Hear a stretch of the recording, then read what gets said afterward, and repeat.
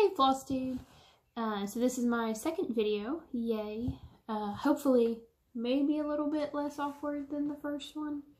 My mother watched, who is also a cross-stitcher and quilter and all that jazz. And she said I fidgeted too much, and so I will try my hardest to not fidget as much, but I fidget a lot when I talk, just normally, so bear with me. My name's Mandy, if I did not say that already. Thank you everyone who watched the first video and subscribed. I've heard from a lot of Flosstubers that I watch that the comments that everyone makes are just so nice, and it's just such a great community. And I'm not really a commenter on YouTube or Instagram. I like everything, I just don't really comment that much. But it has been so much fun to read all the comments that I got on the last video, and just to kind of get to know people through comments and similar interests or things like that. And so I loved all the comments, so thank you all for the comments that you put for my last video. So life update first, I guess. Pregnancy is still going. My goal was to have one more Flosstube before I delivered, so this is it. I completed my goal. A couple weeks left until his due date. I have a very sneaky suspicion he will be late, unfortunately, but it is what it is. I think I mentioned this last time, I'm kind of into healthy foods and things like that. So I follow this doc called Dr. Greger, and he has a website called nutritionfacts.org, and it's pretty interesting. I love watching his little short videos, but all peer-reviewed journals and that good stuff. But he put out a video about dates and eating dates and how they can help shorten labor, and they can help postpartum with hemorrhaging and such. And so as of this week, I have started making date smoothies every morning, just in hopes that it actually might do a little something to not so much induce labor, but once it happens, to maybe make it not 40 hours long. So that'll be interesting. We're excited. My husband's freaking out a little bit the closer it gets to it. I'm getting more excited, and he's getting more nervous. So this has been fun to watch. So that is that. I spent a lot of time planting this week, or this weekend, I should say. I got a lot of plants, so all my haul was plants this week.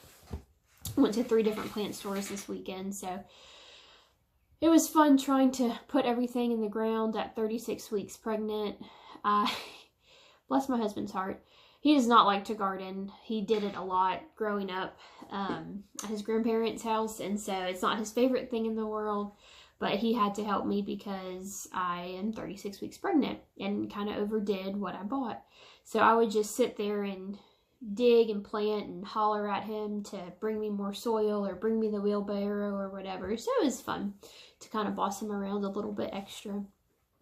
But that is all for kind of life, just hanging out, working, and waiting. It's just a waiting game now. So it's pretty exciting. So I'll start kind of with a previous finish. I've FFO'd this last year, and I don't know about y'all. I am not the best FFO'er. So I feel like for me at least, in every hobby that I have, there is my favorite part and my least favorite part. So for like quilting, for example, my favorite part is just kind of, I think it's all my favorite except for my least favorite. My least favorite by far 100% of the time is quilting. It's the actual act of quilting, and so if I can, I save up money to send it off to be quilted, but sometimes have to quilt it myself, and it's just a massive headache. So for cross stitching, I love everything except for FFOing. I really am not the most creative person, I don't think, when it comes to FFOing / I'm still pretty new at it. And so some of my FFOs I absolutely love, and some of them are just kind of not my favorite, and I would like to change them. So I mean, I watch all these Flosstubers and Instagram who have these beautiful FFOs and sometimes try to copy them. But I'm just honestly at this point not the best at it. So this is an old, or this is, like I said, something I finished and FFO'd last year.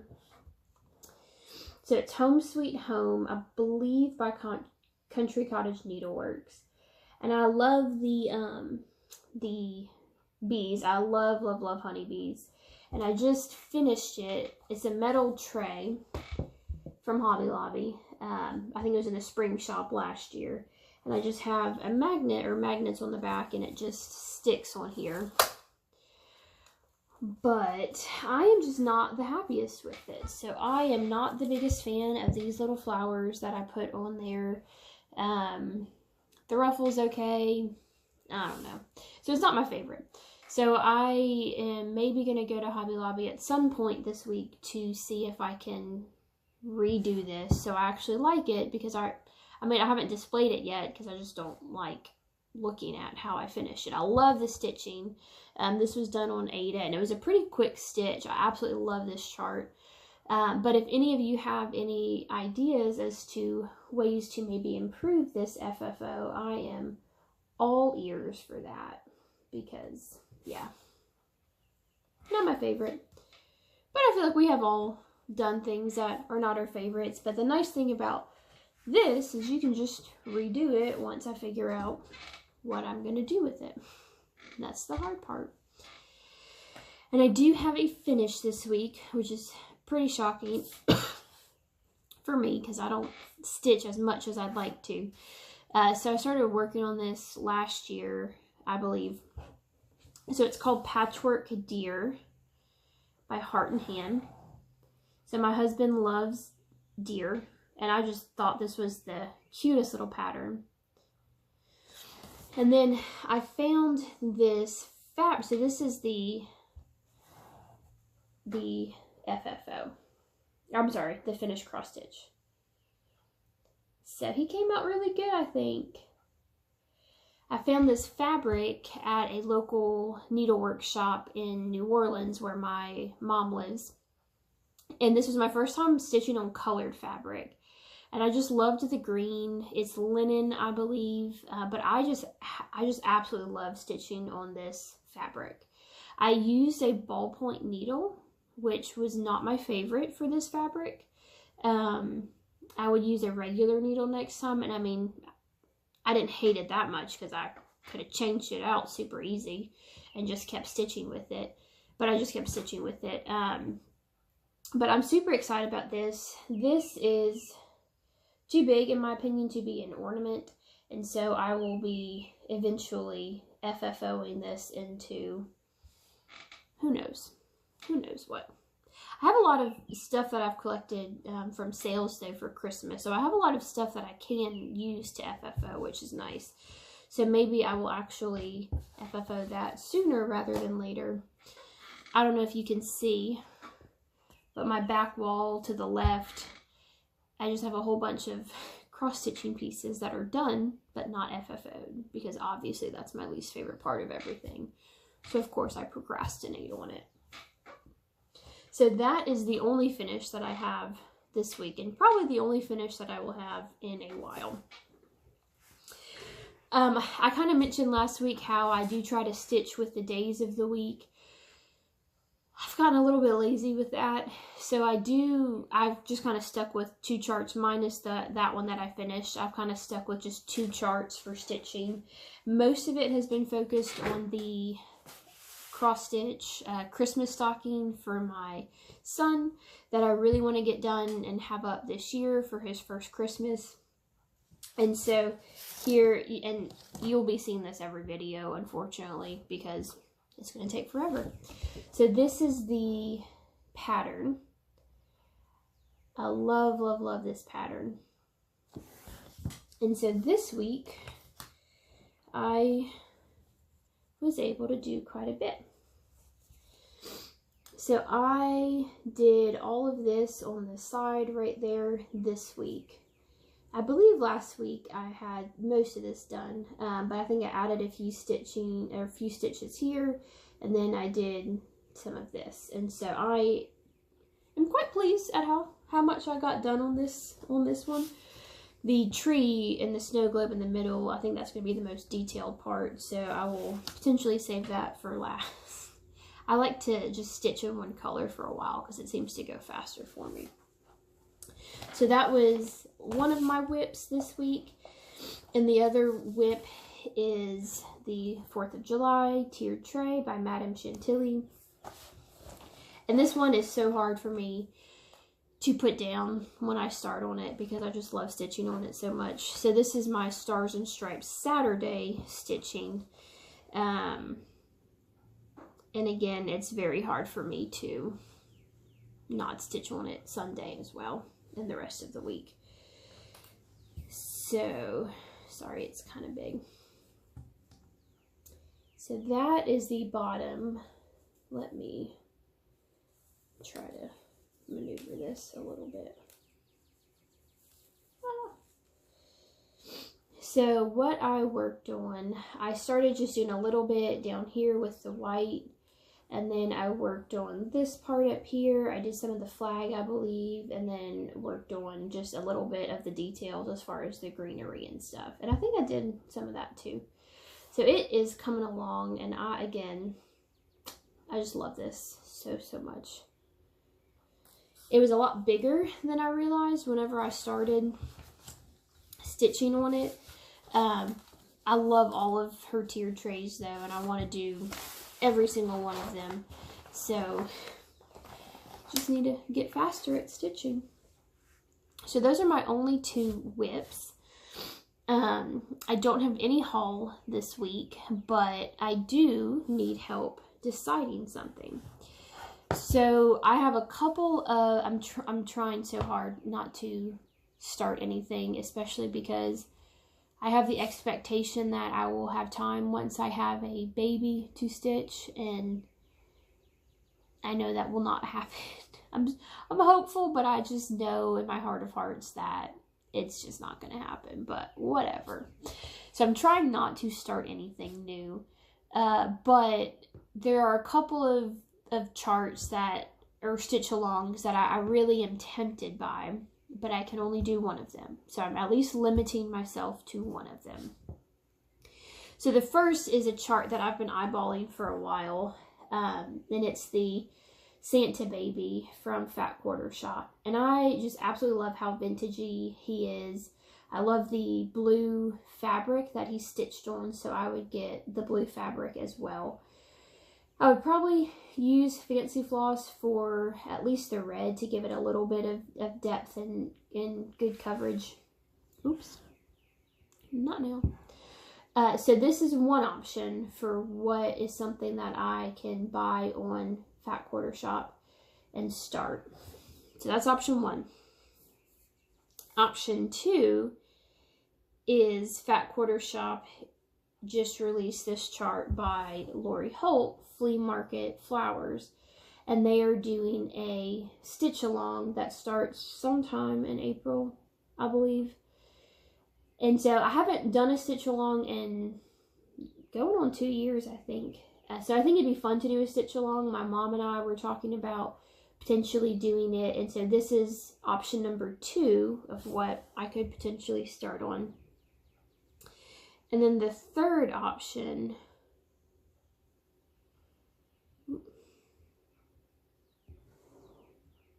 my thing's not working, but is, sorry, the title's cut off, but it's Stitching Stars. So Elizabeth Ann Can Stitch is doing a sew or stitch along with this chart that starts, I think, this weekend.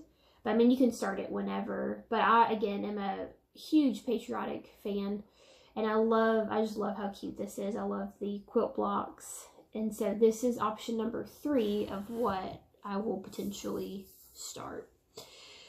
So if you have any opinion on which one you think would be the most fun to stitch / maybe easiest, since I will have a newborn at that point, just comment or drop a number in there or something. I don't know, I like them all. I'm really trying not to buy all 3, just to at least have, because I think I said this last week as well, my husband has threatened multiple times to take away my credit card. Jokingly, but there will come a point where he will do it. He, in our relationship, I am 100% the spender of the money, and he is 100% not spending the money. But when he does like big things, which I'm fine with. So he likes to, or he and his dad are starting to bow hunt. So he bought a bow for hunting recently, and that was not the cheapest thing in the world. But again, he doesn't buy anything, and so I have no problem with him spending money, a lot of money, on something that he wants to do by any means. But just this weekend, he likes to fish as well.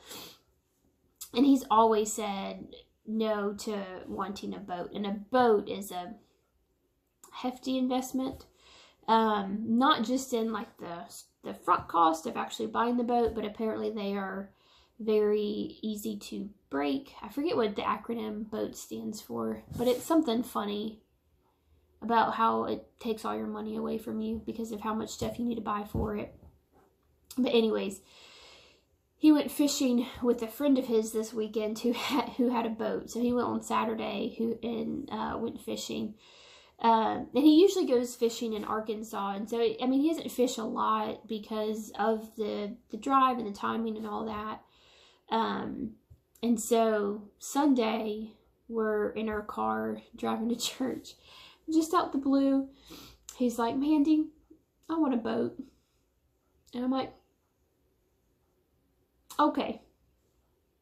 So we are in the talks, considering looking at what that might entail. His grandpa has one that he is selling, so he might talk with him about that. But I mean, he loves to do it. His hobbies are all outdoors. I think it'd be super fun. I like fishing, or at least I like just hanging out in the water.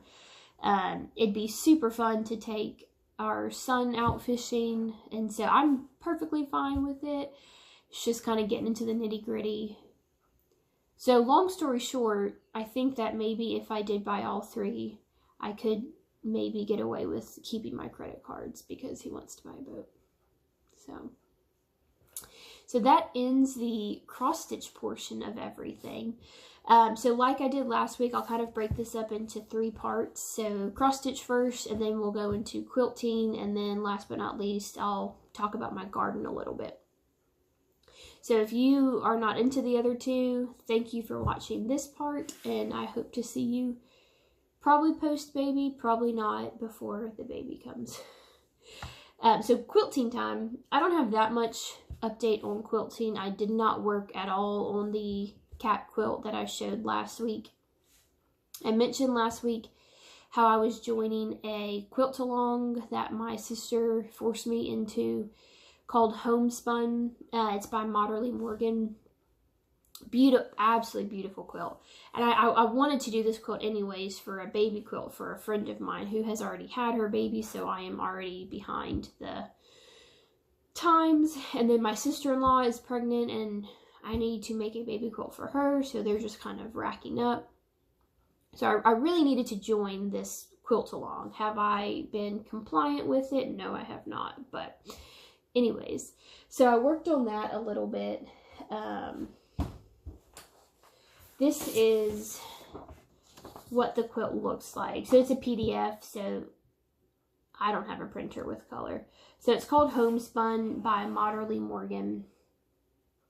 But if you look up this hashtag on Instagram, you will see some absolutely beautiful quilts. I love every single one that I see. One of the reasons I love this pattern, one of the reasons I chose it for the baby quilt was so I could buy it and have it for future quilts, because I will be making it again for me. I really like the low volumes that people use. They use scrappy low volumes for the backing or the background fabric, and then brighter scraps for the color pieces. So I need to work on that. I am off 2 days for Easter break, so I'm really hoping to find the oomph to catch up with that and piece together my first block for that. So I'm super excited about that. You just have to get down and do it. For me, one of the appeals of cross-stitching was how easy it was. I could just sit on the couch and whip it out and do it. Whereas quilting does involve more time and space and equipment, which I have all of the equipment that I need for it. But again, when you get home from work, it's just easier to plop on the couch and stitch for me than to go sit at my sewing table and get to work. But so hopefully I will have an update on that next time. The other thing I wanted to talk about quilty wise are project bags. So I use, if you can see, just these little bags from Amazon. So I mean, I think you got, I don't know how many, 10 for 12 bucks, or I don't know. But I'm not really into the whole project bag, just because it does seem to take, or it costs. Let me just say that. It costs money. I mean, when you buy project bags, obviously they're going to cost money. And I would just prefer to spend money on stitching projects and floss and all that jazz as opposed to project bags. But I made this bag a couple years ago before I started stitching. And this is a pattern, and I think there's a tutorial on Fat Quarter Shop on how to make it. It was pretty easy. So that's the front. It's just a little mini charm pack that you piece and then quilt. And then the backing fabric, which I just absolutely love this backing fabric.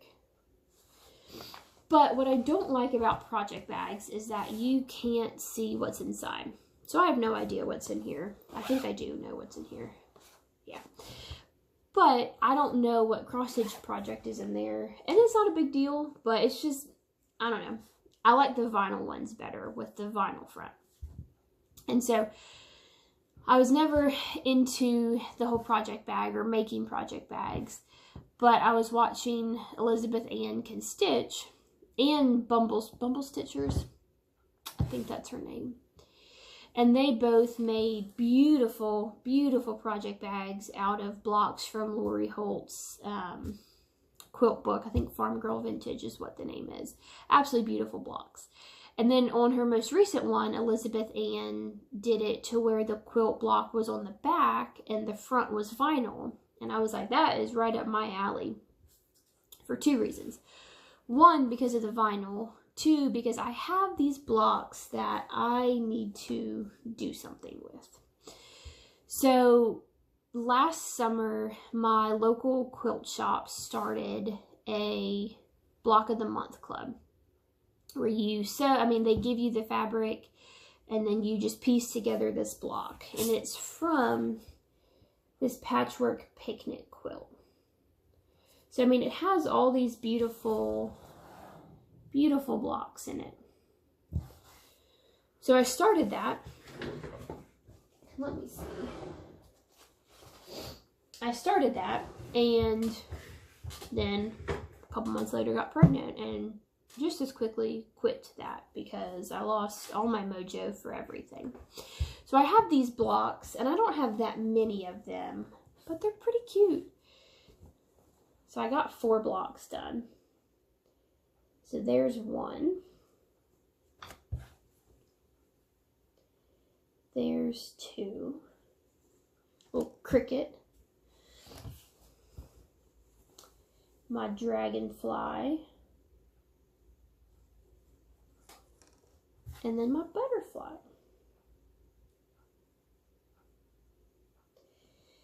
So I have these blocks. And if I'm being 100% honest, I will never make enough to make this quilt.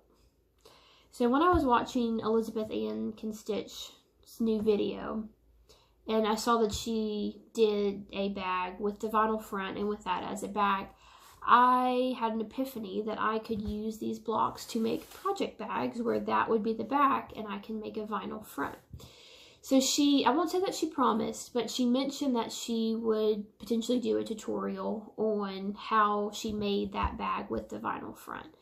So if she does, and I think she will, I am super excited to try my hand at making a few project bags just to use up these blocks that would otherwise kind of go in a pile to be finished but would never actually get finished.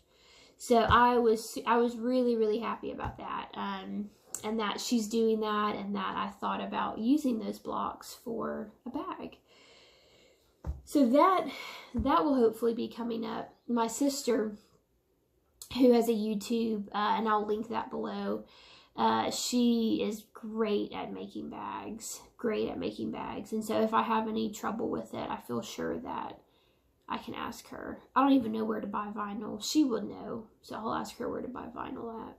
But so that's all for the quilting part of everything. Not much going on quilting wise. So thanks for tuning in for that part. And so I will include, I'm so sorry, I'm about to sneeze. I think it passed. I will include a garden update at the end of this video. And thank you guys for watching, and maybe next time I film this, I will have a little, hopefully sleeping baby at that point. Y'all have a great rest of your day. Alright, so this is the garden part of the Flosstube, so if you're not interested in this, just turn me off. My wind chimes in the background. I filmed this obviously a different day, Saturday, so I'll show you what I did in my raised bed since 2 weeks ago. One of the big things I did was mulch. I mulched my strawberries already, I believe, with straw, and that just keeps the soil off the strawberries because they grow so low to the ground. But it's a well-known fact that if you mulch tomatoes, and a lot of other plants in particular, they do a lot better. So in the South, we have a lot of bugs, we have a lot of diseases that live in the soil that can get on the tomatoes, and so I've never mulched my tomatoes before. I kind of took the approach of whatever happens, happens. I didn't really put a lot of care into my tomatoes in that way, and so I mulched my tomatoes, and so we'll kind of see how that goes. My husband made me use straw to mulch because we had it on hand and he didn't want to go buy mulch, which I understand. So I use straw. Again, first time doing this, so we will see what happens. I read a little bit about straw and I did not see where it hurt the tomatoes in any way. Ideally, I would really like to mulch with, oh, I forgot. Exited my mind. Pregnancy brain. Leaves. So you can make a leaf compost and mulch with that. But I've just been, there's not been a winter or fall that I've been energized enough to go get leaves and shred them up and save them for mulch.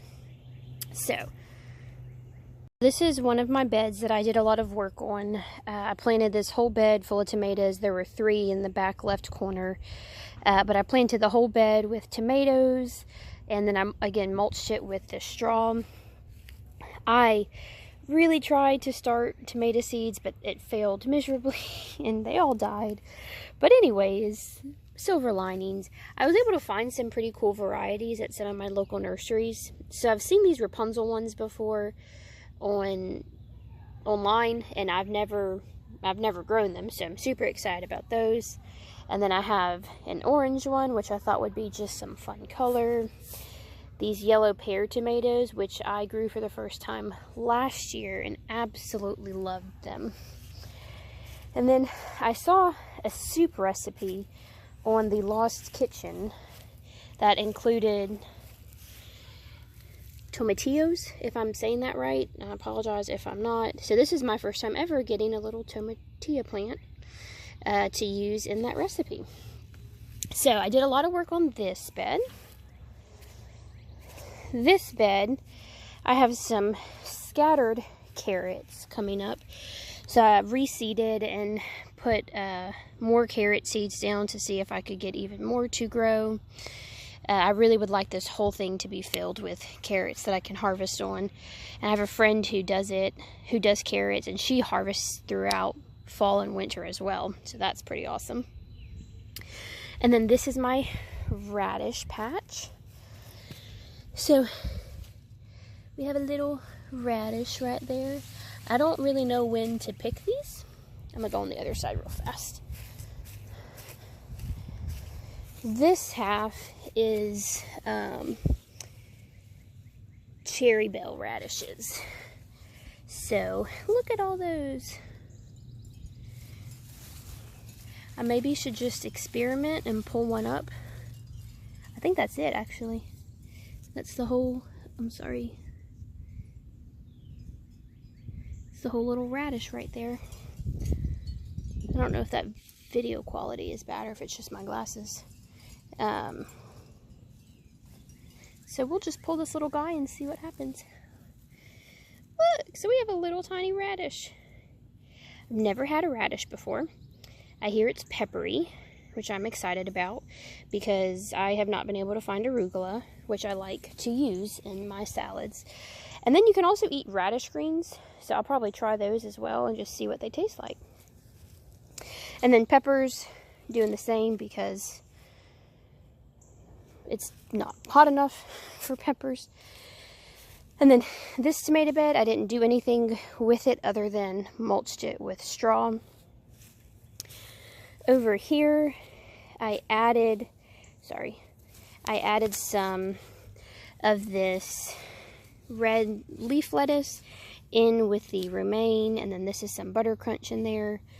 My spinach is doing great, so I added some more spinach right here, seeds, and then right here, because I love spinach and I eat it in salads, I eat it in smoothies, so hopefully. I attempted my hand at planting some very old arugula seeds right here, so we'll see what happens. And then these are my little kales that are coming up from seed that I grew. So that's fun. That's a weed.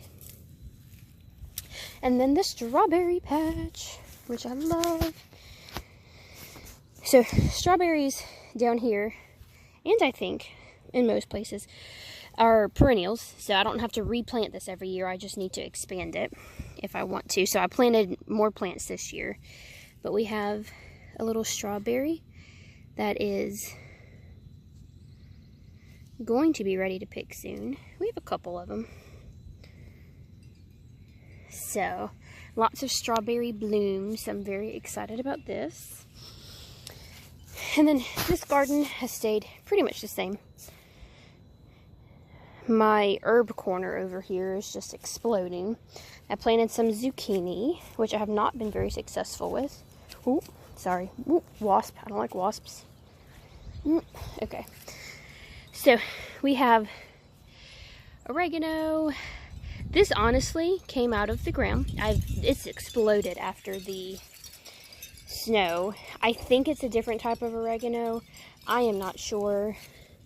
If anyone knows and they would like to comment, please let me know. It smells like oregano. And then we have some thyme down there.